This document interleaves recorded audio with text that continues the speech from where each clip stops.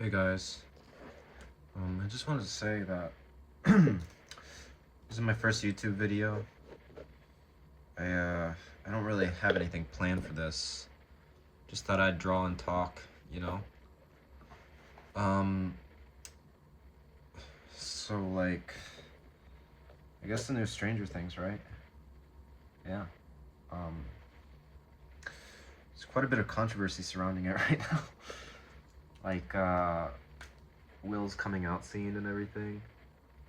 A lot of funny memes about that right now, but I guess like my opinion on it is like I don't really care about the um like a lot of people are like frustrated that the character is gay. I don't really care much. There's a lot of like good examples of like gay characters in media where it doesn't like feel forced.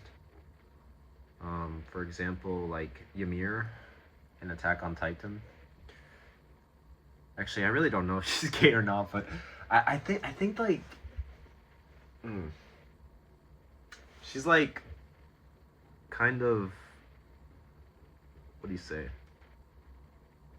It's ambiguous like her sexual orientation or whatever, but it's kind of interesting because like they never really force it. Like she's just gay, you know, like she just like likes Krista and that's it, or Historia. And I find that like to be the best kind of like representation, if you will, in media because like it doesn't necessarily feel forced. Right? It feels very like natural to what like a character in real life would be like if they were gay. So I think that that's like the best kind. But you know, Will, like I said, I have nothing against having like gay characters in media. Just like it felt kind of forced, you know. And I think that's why a lot of people are mad about it. Because there's like plenty of characters that are like, you know, they don't feel forced. Like, what do you say? I hate saying Chainsaw Man because like everybody's talking about that right now, but yeah, Chainsaw Man. With Quan Chi, like there's literally a scene of just like, like if you know the scene that I'm talking about, you know. But like she's in bed with all of her girls, and it's just like, oh, okay, she likes girls, right? Like there's no like real ulterior motive or anything. Just like character's gay, right? Um, I find that really a lot better than just like coming out and being like, I like boys. You know, like it just kind of like feels a little bit like I get it if that's the character arc, but I feel like it's been done already, like a lot of times. And you know, I feel like it minimizes the character too. Like that's like the only thing that they're like their gimmick almost, you know, it's like they're gay. You know, I feel like if the character was treated with a little more, I feel like it's just more treated with more respect when the character is just simply like that's who they are, right? And not like, um, yeah. But yeah, on a different note, like about Stranger Things, I guess like a lot of people are also like mad about the finale. Um, I find it to be kind of just almost a result of a show that was meant to go on. I'm sorry, a show that was going on for too long. You know, uh, that's really what Stranger Things is. A show that keep on going on, and you know, it's like I feel like that sort of length. You know, like sometimes 5 seasons is good for a show, but you know, with something like Stranger Things, it like when I first watched it, I was a kid and I was like scared, so scared when I first watched that. But um, it like it felt very self-contained. You know, there was not a lot of um, it felt like a limited series almost, like Devilman Crybaby or something. Like it just felt like there's not much more they could do with it. maybe they could squeeze a season 2, but it just didn't really feel like sort of a season 2 kind of show. But then they went and made like 5 seasons. That was crazy, you know? And I feel like a show like that just can't go on for that. Like, they started adding crazy stuff, like Vecna and like, I don't know. Felt a little bit forced, if you know what I mean. And one thing about your series is that you really don't want to feel forced, you know? But you know, I also have to like kind of look at it from perspective, and I think that a lot of people should look at it from perspective of the fact that like these guys had no idea what they were in for. These Duffer Brothers, they probably had no idea that it was gonna blow up that much, you know? And like they had to like do all of a sudden do all this world building and stuff when they just want to make a simple monster film.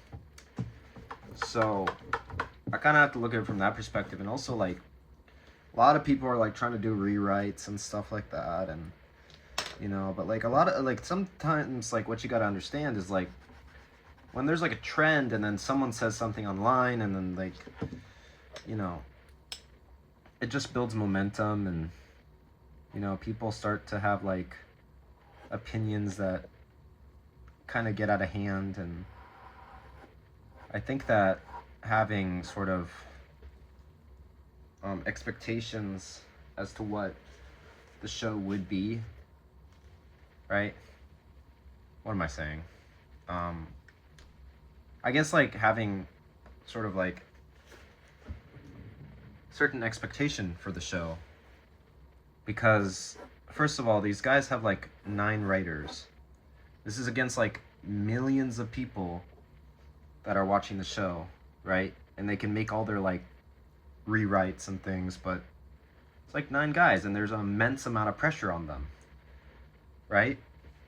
Some of you will be saying like there's no excuse because like Attack on Titan, like Isayama was just him and his editor, like, you know, drawing Attack on Titan. But I will say that like Isayama, like he had it planned from the beginning, right? I mean, the Duffer Brothers say that they did, but like I doubt it.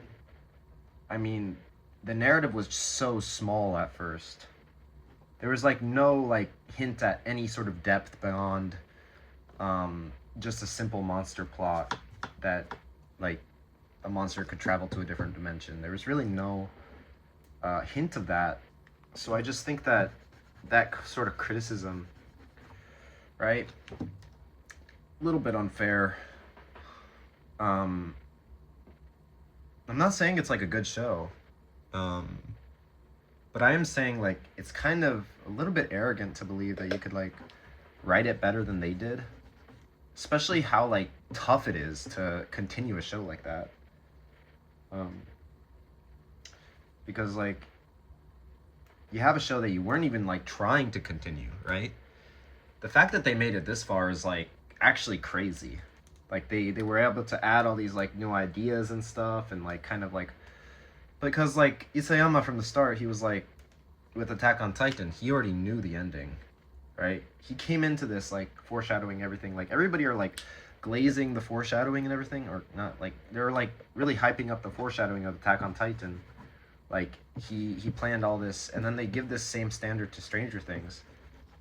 But like I feel like giving that same standard to a show that didn't even like want to be like that in the first place, but kind of forced to evolve because there's so much demand from the fans, it's a little bit unfair. But yeah, I totally agree with everybody. Like it really could have been written better. No denying that the finale was a little bit anticlimactic, if you will, but you know, there's no fixing that. You know, it's already done. I choose to look at Stranger Things as a limited series from season 1. That's the most healthy way to look at it for me, because I really like season 1, as a lot of people, you know, but all of a sudden it just became like this MCU scale thing. But you know, nothing you can really do about that. Um, just kind of what it turned into, right? All the industry pressure and pressure from the fans and stuff. But yeah, that's all I gotta say about my thoughts on Stranger Things. Um, yeah. Hope you guys have a good day. And I will see you in the next video.